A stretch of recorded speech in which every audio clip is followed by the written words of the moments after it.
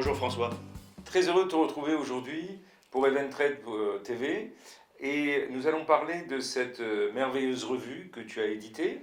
Alors, donc cette revue, c'est la revue numéro 4 pour Jérusalem Nouvelle Alliance. Oui.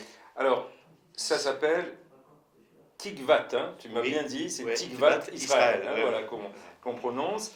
Et ça permet aussi, donc pour les gens qui peuvent le recevoir, d'avoir toutes les fêtes de l'Éternel, hein, les fêtes de l'Éternel sur la Bible. Alors les fêtes Si de l'Éternel et voilà. aussi les fêtes civiles d'Israël. Très bien, donc si tu peux nous expliquer un petit peu la revue, Alors en fait, qu'est-ce qu'il y a dedans la revue, c'est essentiellement les fêtes, bien sûr, du peuple d'Israël et de la nation d'Israël, puisqu'il y a aussi les fêtes de l'indépendance et puis d'autres choses encore. Comme ça, on passe en revue toutes les fêtes qui concernent le peuple et la nation d'Israël. Alors on va voir dans nos différentes émissions 3 fêtes, hein. Tu m'as parlé de 3 fêtes en particulier. Les 3 fêtes principales, en fait.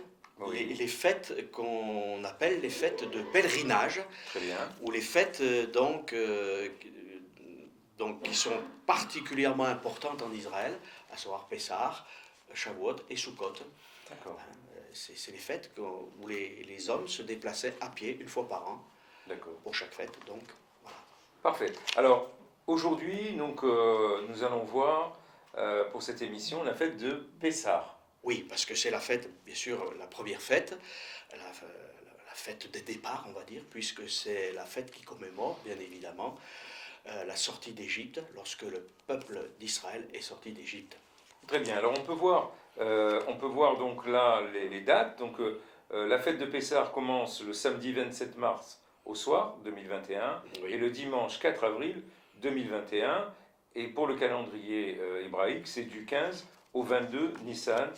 5000 à l'année 5780. Tout à fait, voilà. Ça c'est le calendrier donc, de cette année 5781. Est-ce que tu peux nous dire qu'est-ce que veut dire Pessah? Pessah, en fait, ça vient d'un mot qui signifie passer, hein, puisque les enfants d'Israël sont passés de l'Égypte, bien sûr dans le désert du Sinaï, mais en route vers la terre promise qui avait été promise à Abraham, Isaac et bien sûr à Jacob. Très bien. Donc, qu'est-ce qu'il se passe en particulier dans cette fête de Pessah pour le peuple juif?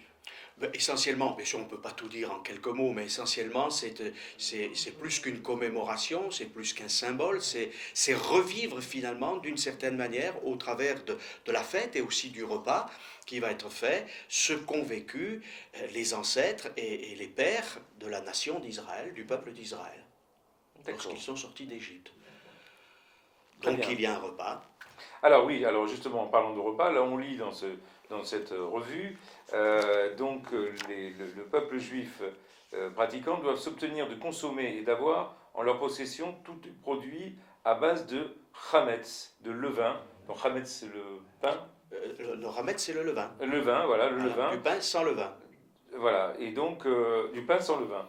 Donc ils ne consomment plus de pain. Oui, pendant les jours de la fête, ils ne consomment plus de pain avec du levain. Pourquoi? Parce que lorsqu'ils ont quitté l'Égypte, eh bien, ils n'ont pas eu le temps de fabriquer, de laisser le pain levé, voilà, et ils sont partis dans la précipitation. C'est aussi le pain de l'affliction, voilà. Donc, c'est pour cela qu'on rappelle, on marque par cette chose-là, le fait qu'il faut faire des pains sans levain. Alors c'est très strict, hein. On balaye même la maison, on regarde sous les meubles. Hein. Oui, on voit un nettoyage très méticuleux. Très méticuleux, pour qu'il n'y ait pas... Voilà. Et après on dit, peut-être qu'il y en a encore, mais bon, plaise à l'Éternel qu'il n'y en ait plus. Hein, voilà. Alors, après on lit aussi après on lit la Haggadah. Alors si tu peux nous expliquer également. La Haggadah, c'est en fait, au cours des générations, on peut dire que tout a été structuré pour que l'ensemble de la famille qui se réunit le jour de Pâques puisse avoir un récit, on va dire, bien cohérent. Et c'est au cours de ce repas que les plus jeunes posent des questions aux plus anciens pour savoir, mais quelle est vraiment la signification de cette fête de Pessah, cette fête de Pâques, pour nous qui nous sommes rassemblés autour de ce repas. Formidable. Eh bien là, on est un peu plus éclairé sur la fête de Pessah. Alors, en tant que télévision judéo-chrétienne, Oui. on voudrait savoir maintenant quelle est également la signification de la Pâque chrétienne. Alors la Pâque chrétienne, c'est en fait lorsque les assemblées, j'utiliserai plutôt le mot assemblée que le mot église qui est parfois un peu galvaudé, c'est lorsque l'assemblée chrétienne se réunit pour célébrer la mort et la résurrection de Jésus, puisque c'est un passage d'un état à un autre aussi. Hein. Voilà, pour les chrétiens, le Christ est mort, mais il est aussi ressuscité. Et avant de mourir, Jésus a célébré la Pâque comme tout Israélite la fêtait à cette époque.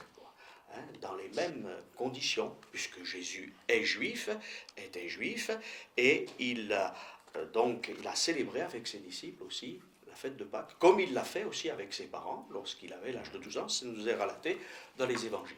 Est-ce qu'il y a un rituel, quelque chose qui se passe en particulier pendant cette Pâque? Alors, bon, il faut aussi distinguer, parce que lorsqu'on parle des chrétiens, c'est un terme générique qui n'est pas toujours compris d'une manière très claire par ceux qui ne le sont pas, parce qu'il y a l'Église catholique romaine, il y a l'Église orthodoxe, il y a l'Église protestante, il y a aussi les protestants évangéliques. Alors, je dirais que les protestants évangéliques, eux, d'une certaine manière, n'ont pas de date fixe pour fêter Pâques, bien que souvent à la période de Pâques, bien sûr, on parle de la mort de Jésus et de sa résurrection, comme pour d'autres fêtes qui concernent les évangiles.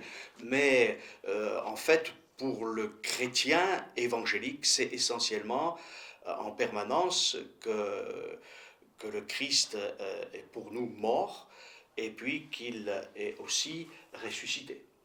Merci Joël pour toutes ces explications qui nous ont vraiment ouvert l'esprit sur ces magnifiques fêtes de Pessah et de Pâques.